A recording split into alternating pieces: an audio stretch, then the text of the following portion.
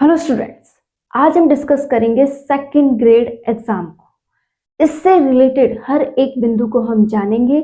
साथ ही सबसे इम्पोर्टेंट बात कि कौन सा वो भाग है जिस पर अगर हम अधिक ध्यान दें तो हम इजीली पेपर को क्लियर कर सकते हैं। कहने का अर्थ है कि एक स्मार्ट स्टडी करते हुए हम हमारे पेपर को क्लियर कर सकते हैं। तो इस वीडियो में स्टार्टिंग से एंड तक बने रहिएगा। आपको ऐसे बहुत से इंपॉर्टेंट पहलू मिलेंगे जो आपकी एग्जाम में मदद करने वाले हैं।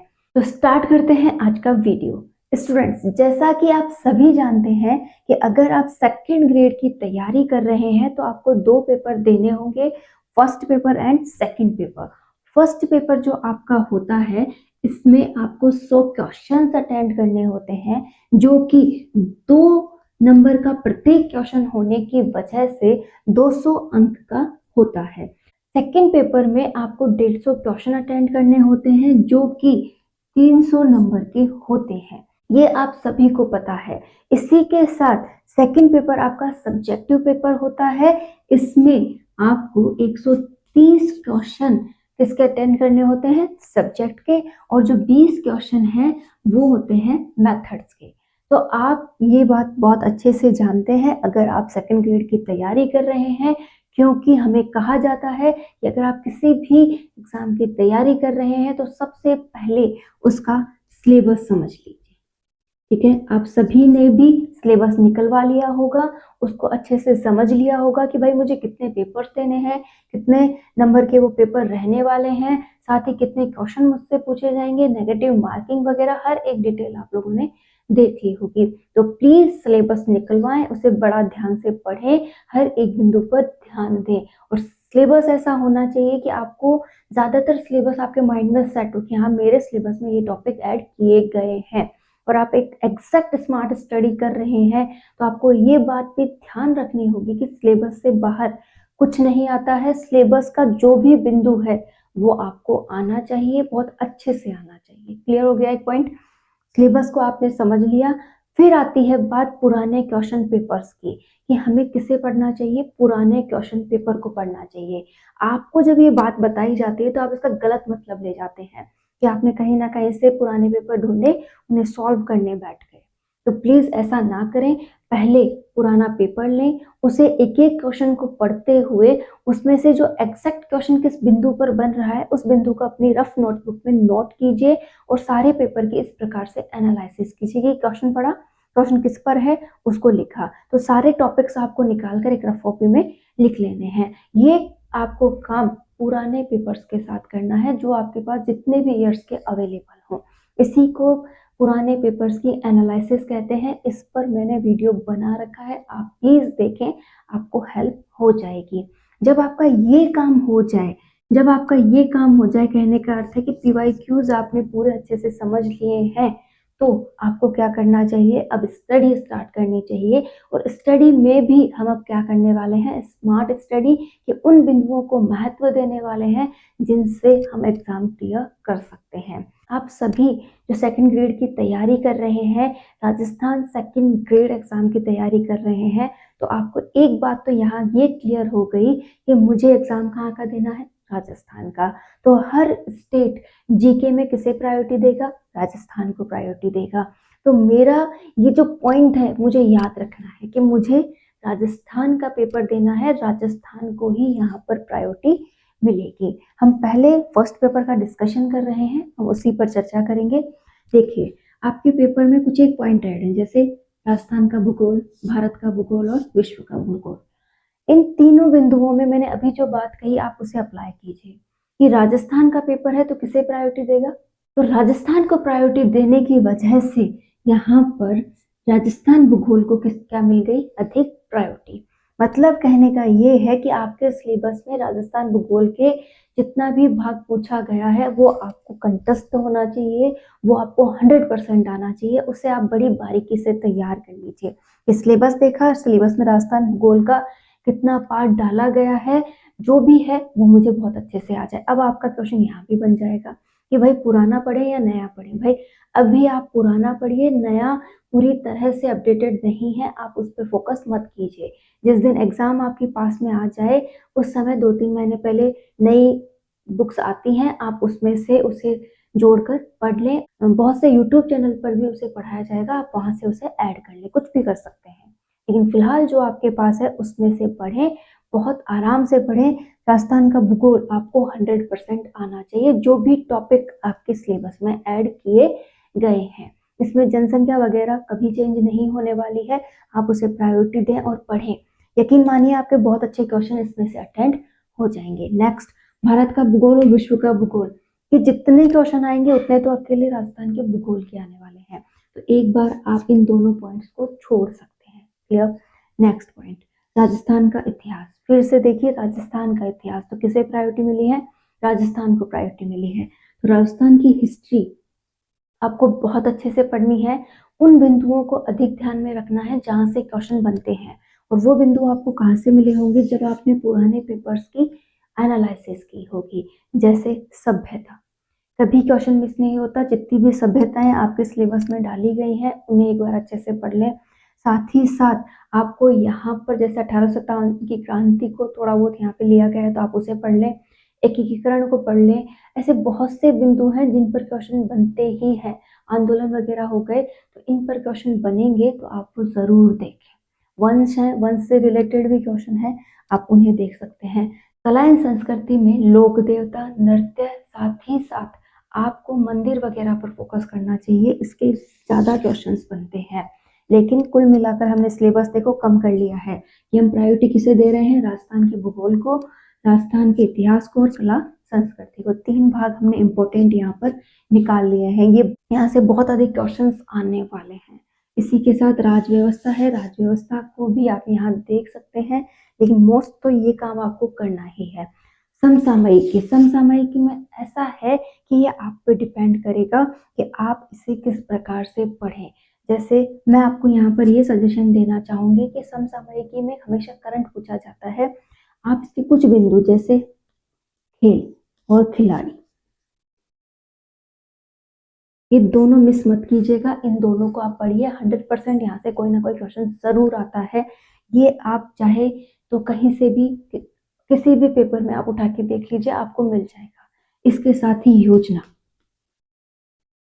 योजनाएं आपको आना जरूरी है, क्योंकि आप एक अध्यापक हैं, आपको आपके एरिया के बारे में हर एक जानकारी होनी चाहिए, इसलिए योजनाएं आपको आनी चाहिए। नेक्स्ट पॉइंट आपको यहाँ पर ही पढ़ना है, खेल हो गई, योजना हो गई, सम्मानित अभिव्यक्ति कौन है और पुरस्कार, ये जो व्यक्ति है सम्माननीय उनको पढ़ना है। साथ ही इस समय किसे पुरस्कार दिया गया है वो आपको पता होना चाहिए। तो समसामयिकी के कुछ एक बिंदु हैं जिन पर आपको अधिक ध्यान देना है।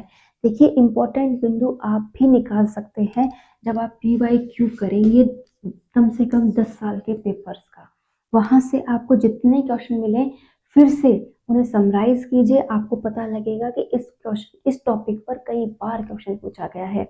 बस तो वही टॉपिक क्या हो जाता है?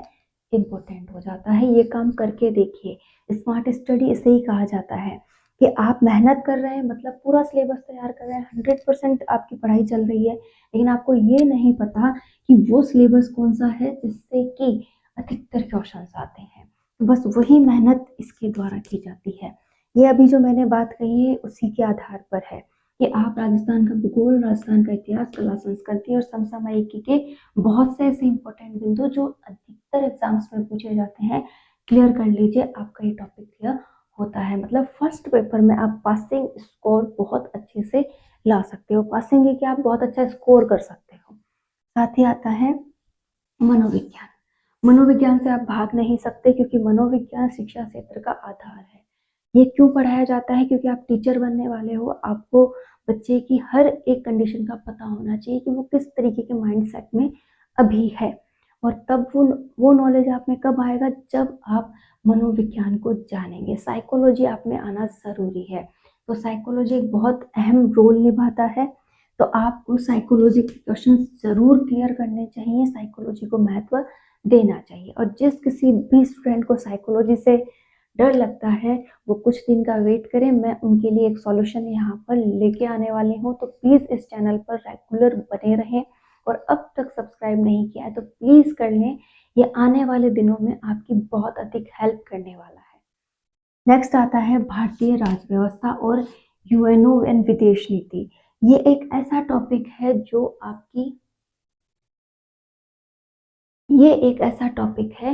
आपकी बहुत अधिक हेल्प करने वाला है पेपर में। आपको अधिकतर विदेश नीतियों को, यूएनओ को, अनुच्छेद वगैरह को, अधिनियम वगैरह को पढ़ना है। अब आप लोग कहेंगे कि अनुच्छेद तो बहुत अधिक है, हम कैसे तैयार करेंगे? ये भी आपको यहीं से मदद मिलेगी कि कौन कौन से वो अनुच्छेद हैं जिन पर पहले क्वेश्चंस पूछे गए हैं। पहले तो उन्हें प्रायोरिटी दे दीजिए। उसके बाद आप लोगों ने कितने और छांटे हैं कि हाँ ये इंपॉर्टेंट है, यहाँ से भी बन सकता है, बस उनको पढ़ लीजिए। सारे अनुच्छेद पढ़ने की जरूरत नहीं है।